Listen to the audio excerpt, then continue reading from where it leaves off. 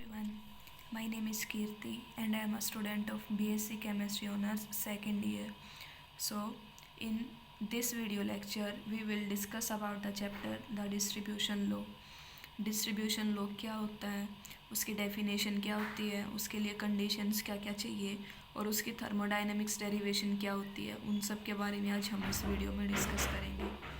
तो क्या हुआ ना कि ये ऑब्ज़र्व करा गया कि जब भी एक सॉलिड या फिर कोई लिक्विड एक ऐसे मिक्सचर में ऐड करा जाता है। मिक्सचर में बेसिकली क्या होते हैं, दो या दो से ज़्यादा सॉल्वेंट्स होते हैं। तो अगर एक सॉलिड को या एक लिक्विड को ऐसे मिक्सचर में ऐड करा जाता है जिसके अंदर जो भी सॉल्वेंट्स होते हैं वो इमिसिबल होते हैं और उन दोनों सॉल्वेंट्स के अंदर वो सॉलिड या फिर लिक्विड सोल्यूबल हो, तो वो जो सोल्यूट है वो अपने आप को डिस्ट्रीब्यूट कर लेता है उस सॉल्वेंट्स के अंदर एट कॉन्स्टेंट टेम्परेचर। और वो जो उसकी डिस्ट्रीब्यूशन रेशियो होती है ना दोनों लिक्विड्स में, वो कॉन्स्टेंट होती है एट कॉन्स्टेंट टेम्परेचर। तो ये सारी जो ऑब्जर्वेशंस थी ये करी किसने थी, बेर्थलोट और जंग फ्लैश ने करी थी इन 1872। तो फिर बाद में क्या हुआ कि नर्स्ट हमारे आए 1891 में। तो उन्होंने क्या बोला कि जो रेशो है कंसंट्रेशन की वो सिर्फ तभी कांस्टेंट होगी जब उस सोल्यूट की जो मोलिकुलर स्टेट है यानी कि उसका जो मोलिकुलर वेट है वो दोनों के दोनों सॉल्वेंट्स में अगर सिमिलर होगा। तो यहाँ से हमारा नर्स डिस्ट्रीब्यूशन लॉ भी हम इसको बोलते हैं। तो यहाँ से हमारा नर्स डिस्ट्रीब्यूशन लॉ इंट्रोड्यूस हुआ। तो उसकी प्रॉपर डेफिनेशन क्या थी, a solute, it may be solid or liquid, distribute itself between the two immiscible solvents in such a way that the ratio of the concentrations of the solute in the two solvents is constant at constant temperature, independent of the presence of any other molecular species, provided that the solute has the same molecular state in both the solvents। यानी कि ये definition क्या होगी कि एक solute चाहे वो solid हो चाहे लिक्विड हो वो अपने आप को डिस्ट्रीब्यूट कर लेता है दो इमिसिबल सॉल्वेंट्स के अंदर। इस तरीके से डिस्ट्रीब्यूट करता है कि जो उनके रेशियो की कंसंट्रेशन होती है दोनों सॉल्वेंट्स के अंदर वो कांस्टेंट होती है एट कांस्टेंट टेम्परेचर। वो इस बात पे डिपेंड नहीं करेगी कि कोई दूसरा मोलिकुलर स्पीसीज उस सॉल्वेंट के अंदर प्रेजेंट है या नहीं, बट उसकी जो कंसंट्रेशन है वो कांस्टेंट रहेगी irrespective of the presence of other molecular species, provided that the solute has the same molecular state in both the solvent. बस इसकी एक कंडीशन क्या होती है कि जो सोल्यूट है वो सेम मोलिकुलर स्टेट में होना चाहिए बोथ द सोलवेंट्स में। So this if a solute X distribute itself between the two immiscible solvents A and B, then if x remains in the same molecular state in both the solvents, we have concentration of x in solvent A divided by concentration of X in solvent B. इनको हम क्या लिख सकते हैं, C1/C2, और ये हमारी क्या होंगी, constant. So this is nurse distribution law. तो इसको हम अगर मैथमेटिकली अगर हम शो करना चाहें या फिर फॉर्मूला की फॉर्म में हम शो करना चाहें तो नर्स डिस्ट्रीब्यूशन लॉ को हम ऐसे शो कर देते हैं, and this is the definition of nurse distribution law. और के हमारा यहाँ पे क्या, इसको हम डिस्ट्रीब्यूशन कोफिशिएंट या फिर पार्टीशन कोफिशिएंट भी बोल सकते हैं। अब जो ये डिस्ट्रीब्यूशन लॉ है इसके लिए क्या क्या कंडीशंस हैं जो कि नेसेसरी होती हैं। The temperature must remain constant through out the experiment. Temperature constant होना चाहिए क्योंकि अगर टेम्परेचर कॉन्स्टेंट होगा तो उसकी मोलिकुलर स्टेट वेरी कर जाएगी, तो नर्स डिस्ट्रीब्यूशन लॉ वहाँ पे फेल हो जाएगा। सेकंड कंडीशन क्या थी, the two liquids should be mutually immiscible. जो सॉल्यूशन है हमारा दो या दो से ज़्यादा सॉल्वेंट्स का वो इमिसिबल होना चाहिए। तीसरी कंडीशन क्या है, the amount of the solute should be small, that is the solution should be dilute. यानी कि जो सोल्यूट हम ऐड करने वाले हैं उसका अमाउंट बहुत ही कम होना चाहिए, यानी कि वो डाइल्यूट होना चाहिए। This is essential because in certain cases the solute added effect the mutual solubility of the solvent. अब इसकी फोर्थ कंडीशन क्या आती है कि the solute must have the same molecular state in both the solvents. This is the most important condition कि जो molecular state है solvent की वो दोनों के वो सॉल्वेंट के अंदर सेम होनी चाहिए दोनों सॉल्वेंट्स के अंदर, वो एसोसिएशन नहीं करनी चाहिए, डिसोसिएशन नहीं करनी चाहिए, या फिर किसी प्रकार का कोई कॉम्प्लेक्स फॉर्मेशन वो नहीं कर सकती। अगर इन चारों में से एक भी कंडीशन फॉलो नहीं होती तो नर्स डिस्ट्रीब्यूशन लॉ हमारा जो है फेल हो जाता है। I hope this is clear. The definition of distribution law and the conditions under which distribution law is valid. अगर अगर नर्स डिस्ट्रीब्यूशन लॉ को हमें डायग्रामेटिकली शो करना हो तो हम कैसे कर सकते हैं। फॉर एग्जांपल ये हमारा एक बीकर हो जाएगा जिसमें कि हमारे दो सॉल्वेंट्स प्रेजेंट होंगे जो कि इम्मिसिबल होंगे। तो ये इम्मिसिबल है तो ये उनके बीच की एक लेयर होगी क्योंकि ये दोनों सॉल्वेंट्स इम्मिसिबल हैं।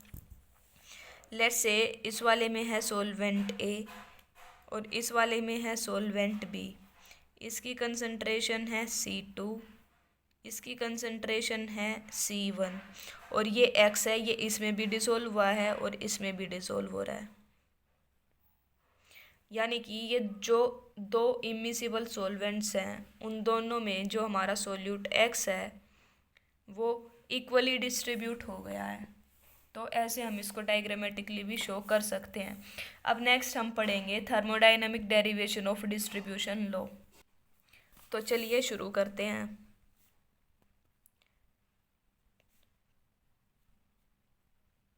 थर्मोडायनामिक्स डेरिवेशन ऑफ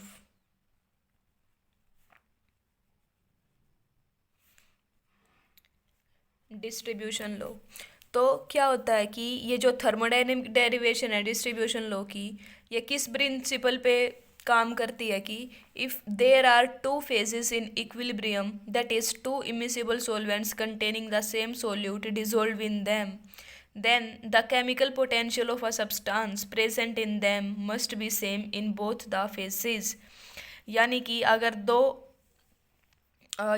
अगर मतलब इक्विलिब्रियम है, वो जो हमने पीछे डायग्राम बनाया था, ये यहाँ पे हमारे दो फेजेस हैं, फेज़ 1 फेज़ 2 या फेज़ 1 फेज़ 2। अगर ये दोनों इक्विलिब्रियम में हैं यानी कि दिस इज़ इक्विलिब्रियम, और इक्विलिब्रियम का मतलब क्या हो जाएगा कि ये जो दोनों इमिसिबल सॉल्वेंट्स हमारे हैं ना, सॉल्वेंट ए और सॉल्वेंट बी, ये दोनों इमिसिबल है, ये तो हमें पता है। बट अगर ये सेम सोल्यूट अपने अंदर कंटेन करते हैं तो जो केमिकल पोटेंशियल है उस सब्सटेंस का, यानी कि जो केमिकल पोटेंशियल है उस सब्सटेंस का जो कि डिसॉल्व करा गया है टू इमिसिबल सॉल्वेंट्स के अंदर, वो सेम होगा दोनों के दोनों फेजेस में। यानी कि thermodynamic derivation of distribution law का प्रिंसिपल क्या हुआ, इसका प्रिंसिपल क्या बेसिकली कि वो सोल्यूट लेट से वो एक्स था जो कि डिसॉल्व करा गया सॉल्वेंट के अंदर जो कि दोनों इमिसिबल थे, तो जो केमिकल पोटेंशियल है ना सोल्यूट एक्स का, इसका जो केमिकल पोटेंशियल है वो सेम होगा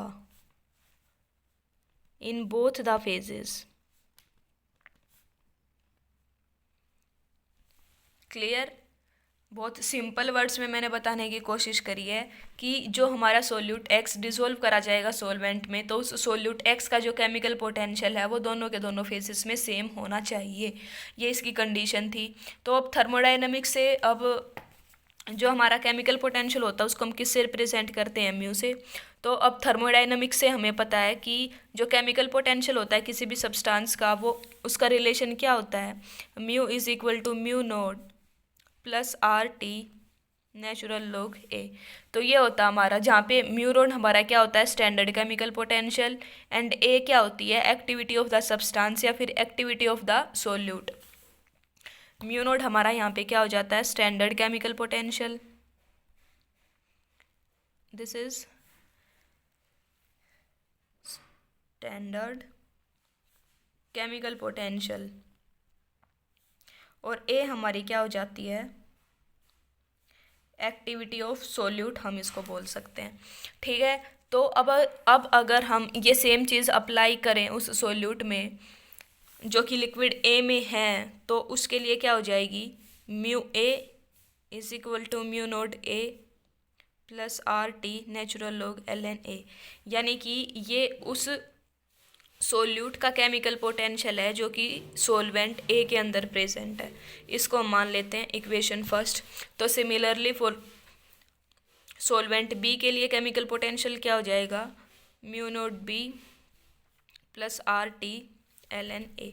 इसको हम इक्वेशन सेकंड कंसिडर कर लेते हैं। ये कौन सी इक्वेशन है, ये केमिकल पोटेंशियल है सोल्यूट का in solvent A and this is the chemical potential of solute in solvent B. तो अब जो लिक्विड हमारा ए और लिक्विड बी है हमें पता है कि वो इक्विलिब्रियम में है।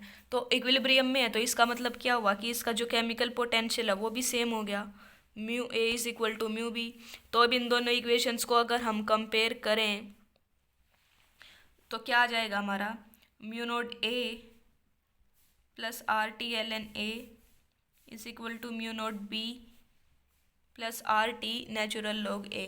क्योंकि दोनों इक्विलिब्रियम में है तो हम दोनों को इक्वल पुट कर सकते हैं। अब लाइक टर्म एक साइड कर लेते हैं तो R T L N A minus के R T L N A, ये इस साइड आएगा तो माइनस हो जाएगा, and mu naught B minus के म्यू नोट ए। इसको हम ऐसे लिख सकते हैं। अब फॉर्मूला होता है लॉग ए माइनस लॉग बी, लॉग ए माइनस के लॉग बी। अब यहाँ से हम पहले आर टी कॉमन निकाल लेते हैं तो अंदर हमारा क्या बच गया, natural log a natural log, यहाँ पे बी आएगा, यस यहाँ पे आएगा हमारा बी। ये एक्टिविटी है ए की, ये एक्टिविटी है बी की, सॉरी ये थोड़ा सा गलत हो गया था, है ना। तो ये एक्टिविटी है ए की, this is for B, this is again for A, this is for B. तो ये बच गया ए का, and this is of B is equal to mu naught B minus के म्यू नोट ए। तो अब यहाँ पे अगर हम log A minus log B का फॉर्मूला लगाते हैं तो वो क्या हो जाएगा, log A divided by log B. तो इसको हम ऐसे लिख सकते हैं, this is mu naught B minus का mu naught A as it is. अब आर टी को हम अगर इस साइड ले जाते हैं, A divided by B, mu naught B minus का mu naught A divided by R T. अब फर्दर क्या होता है कि एट गिवन टेम्परेचर जो हमारा म्यू नोट बी है और जो हमारा म्यू नोट ए है for a particular solvent is constant at constant temperature, वो क्या हो जाता है, कॉन्स्टेंट हो जाता है एट अ कॉन्स्टेंट टेम्परेचर। यानी कि जो हमारा म्यू नोट ए और म्यू नोट बी है वो कॉन्स्टेंट होता है एक पर्टिकुलर सब्सटेंस के लिए एट अ कॉन्स्टेंट टेम्परेचर। तो इसको अब हम क्या लिख सकते हैं, B is equal to constant, temperature हमें कॉन्स्टेंट रखना है, आर की वैल्यू कॉन्स्टेंट होती है और ये दोनों भी फॉर अ पर्टिकुलर सोलवेंट क्या होते हैं, कॉन्स्टेंट। तो इस हम पूरे को कॉन्स्टेंट के इक्वल बोल सकते हैं। या फिर अगर हम लॉग की बात ना करें, लॉग को अगर हम कंसिडर नहीं करते तो activity of A activity of B is equal to हमारी क्या आ जाती है, constant. So this is the exact expression for the distribution law. तो ये हमारा एग्जैक्ट एक्सप्रेशन है डिस्ट्रीब्यूशन लॉ के लिए। However if the solution are dilute, तो जो एक्टिविटी होती है ना वो कंसंट्रेशन के इक्वल हो जाती है। तो फिर इस सेम फॉर्मूले को हम कैसे वेरी कर सकते हैं कि concentration of A divided by concentration of B is equal to constant. अगर हम एक्टिविटी की जगह कंसंट्रेशंस की टर्म्स में फाइंड आउट कर रहे हैं तो बस एक्टिविटी की जगह हम कंसंट्रेशन पुट कर देंगे तो हमारा ये आ जाता है। और ये ओरिजिनल फॉर्म है डिस्ट्रीब्यूशन लॉ की। तो ये सारा था थर्मोडाइनेमिक डेरिवेशन। तो थर्मोडाइनेमिक डेरिवेशन हमने कैसे करा, उसका प्रिंसिपल क्या था कि एक सोल्यूट एक्स होता है जो कि सोलवेंट के अंदर डिसोल्व जब करा जाता है तो वो इक्विलिब्रियम में होता है। तो अगर वो इक्विलिब्रियम में है तो उस सोल्यूट एक्स का जो केमिकल पोटेंशियल होगा वो दोनों के दोनों फेसेस में सेम होना चाहिए। तो उसी चीज़ को ध्यान में रखते हुए हमने डेरिवेशन करी। हमें पता है कि फ्रॉम थर्मोडाइनमिक्स वी नो कि जो केमिकल पोटेंशियल होता है वो कैसे, मतलब उसके लिए एक मैथमेटिकल एक्सप्रेशन क्या होता है, mu is equal to mu naught plus R T L N A, जहाँ पे हमारा म्यू नोट क्या होता है स्टैंडर्ड केमिकल पोटेंशियल और ए क्या होती है एक्टिविटी ऑफ द सोल्यूट। तो अगर हम ये सेम चीज़ अप्लाई करेंगे for solvent A and solvent B, for solute X in solvent A and solvent B, तो उसके लिए एक्सप्रेशन हमारे क्या आ जाएंगे, ये इनको हमने नेम दे दिया इक्वेशन 1 एंड इक्वेशन 2। तो अब क्योंकि जो हमारा सोल्यूट एक्स है वो केमिकल इक्विलिब्रियम में है, तो mu A is equal to हो जाएगा म्यू बी के। तो इक्वेशन 1 और इक्वेशन 2 को हम कंपेयर करेंगे तो हमारी ये चीज़ आ जाएगी, जिसको फर्दर अगर हम मैथमेटिकली शो करेंगे तो लाइक टर्म्स को हम एक साथ ले आते हैं। तो log a minus log b का फॉर्मूला लगा के हम इसको ऐसे सोल्व कर सकते हैं। Take a look for a minute. तो ये हमारा फाइनली रिजल्ट आ जाता है original distribution law.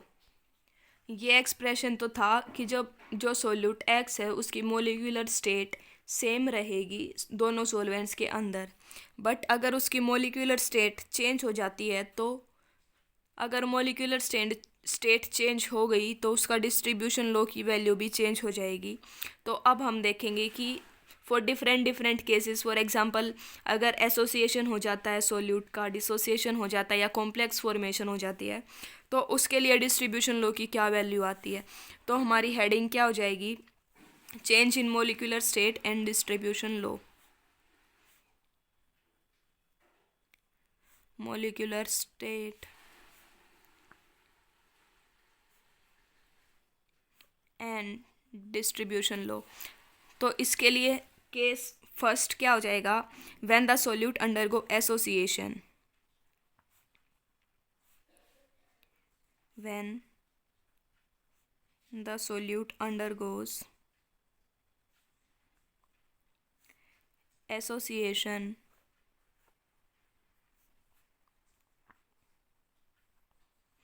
In one of the solvents. तो क्या हो जाएगा, इसको हम डायग्राम के थ्रू समझते हैं पहले।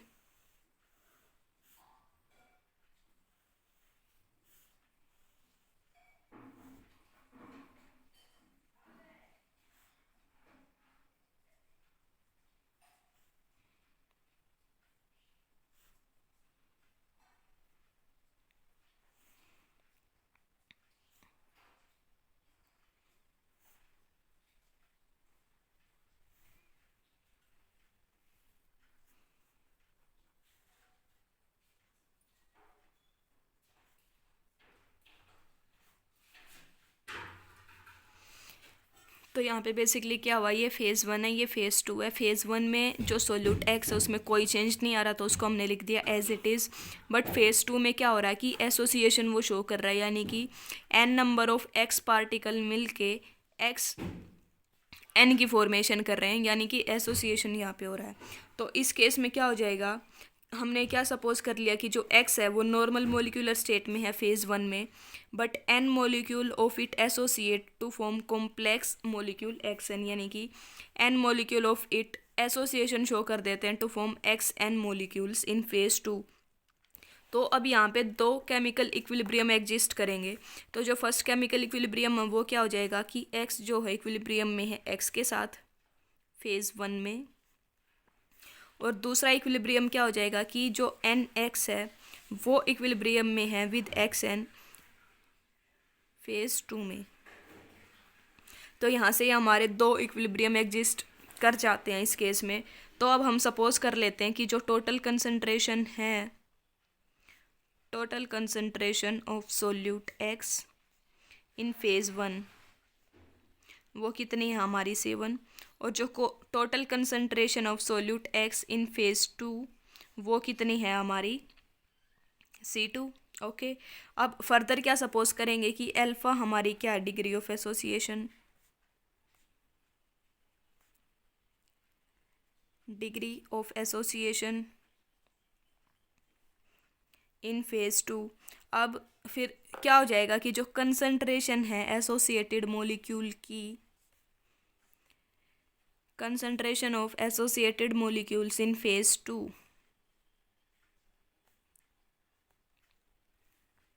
वो हमारी क्या हो जाएगी, उसको हम कैसे लिख सकते हैं, concentration of associated molecule in phase 2, इसको हमने मैथमेटिकली ऐसे शो कर दिया, वो किसके इक्वल हो जाएगी 1/NC2 अल्फ़ा। ओके, अब जो ये तो थी जो एसोसिएट हो गए उनकी, अब जो एन एसोसिएटेड बचे उनकी कंसंट्रेशन क्या हो जाएगी फेज 2 में, 1 माइनस के αC2। ठीक है जी, तो ये हमने सब कुछ कर लिया सपोज। अब अगर हम इन सभी चीज़ों पे डिस्ट्रीब्यूशन लॉ अप्लाई करते हैं तो हमें क्या मिलता है कि जो कंसंट्रेशन है solute X in phase 1 divided by concentration of normal molecule of X in phase 2, वो क्या होनी चाहिए, कांस्टेंट। यही हमारा डिस्ट्रीब्यूशन लॉ स्टेट करता है। तो अब इनकी वैल्यूज हम फॉर्मूला में पुट करके देखेंगे और देखेंगे कि क्या ये जो कंडीशंस हैं ये वेरीफाई करी या नहीं करी। तो इनकी वैल्यूज़ को पुट करते हैं। तो वैल्यू क्या थी, concentration of solute X in phase 1, वो हमने कितनी कंसिडर करी थी, C1, और डिवाइडेड बाय क्या था, concentration of normal molecules of X in phase 2, वो हमने कितनी करी थी, 1 माइनस के αC2 is equal to constant. ठीक है जी। अब फर्दर हम क्या करेंगे कि फिर से केमिकल इक्विलिब्रियम लगाएंगे इन इक्विलिब्रियम 2। ये वाला जो था दिस इज़, हम याद है ना हमारे दो इक्विलिब्रियम एग्जिस्ट कर रहे थे, तो ये वाला था हमारा इक्विलिब्रियम फर्स्ट के लिए। अब इक्विलिब्रियम सेकंड के लिए अगर हम डिस्ट्रीब्यूशन लॉ अप्लाई करेंगे तो जो कंसंट्रेशन है associated molecules in phase 2 molecules in phase 2 divided by concentration of normal molecules in phase 2। अब क्योंकि वहाँ पे जो नॉर्मल नंबर ऑफ मॉलिक्यूल्स थे वो कितने थे, n, तो यहाँ पे हम क्या लिख देते हैं, n। वो क्या होना चाहिए, हमारा कांस्टेंट। अब इनकी वैल्यूज़ अगर हम पुट करेंगे तो हमने क्या कंसिडर करा था कि जो कंसंट्रेशन है एसोसिएटेड मॉलिक्यूल की इन फेज 2 वो कितनी है हमारी, इतनी 1/nC2 अल्फ़ा।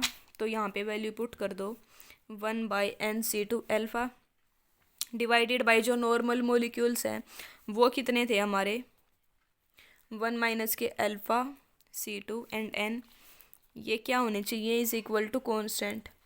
अब दोनों साइड हम nth रूट ले लेते हैं, taking nth root both sides. तो अब हमारे पास क्या आ जाएगा, nth root of C2 alpha divided by 1 minus के αC2 is equal to constant. अब हम डिवाइड कर देते हैं इक्वेशन फर्स्ट और इक्वेशन सेकंड को। इक्वेशन फर्स्ट कौन सी और इक्वेशन सेकंड अब हमारी कौन सी है, ये जो हमने फॉर इक्विलिब्रियम सेकंड हमने ली थी, दिस इज फॉर इक्विलिब्रियम 2। तो ये वाली हमारी क्या हो जाएगी, इसको हम let's say this is equation second और ये जो हमने इसके लिए करी थी this is equation first.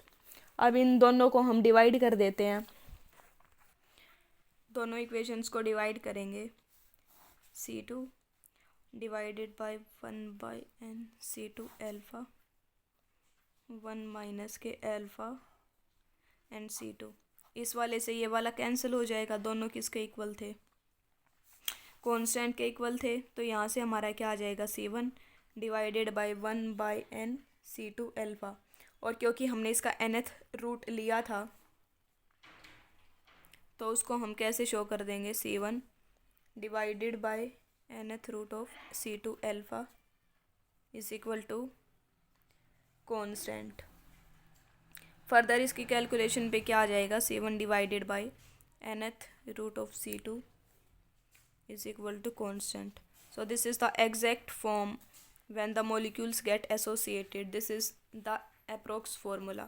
So this is all for this video.